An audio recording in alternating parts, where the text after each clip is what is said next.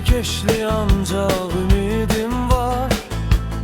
Sabah açılsın diye bir gün daha yaşayasım var. Yaş 30'u keçti, yokuşsuz yol axtarıram. Min dəfə elədiyim səhvdən çıxış axtarıram. Bitkinəm hər gün eyni qaça-qaçdayam.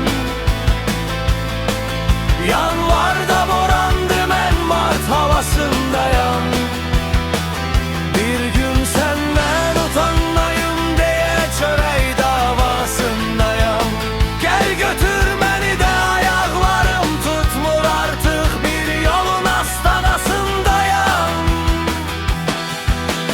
Geriyə qalan insandan acıya xoş xatirədir. O da bir vaxt sonra həyatımızda boş fasilədir. Mən də yaşamdan danışım, yaşam onsuz bircə saniyədir. Nəy yaşadıq, nəy danışdıq, əcəldə həyata bir haşiyədir. Çoxalıb nöqsanım, düzəltməyim gərək.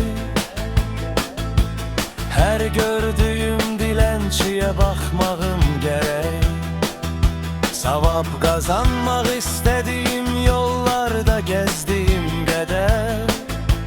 Tövbə edib qapanıb düzgün yaşamaq gərək. Bitkinəm hər gün eyni qaça-qaçdayam. Yanvar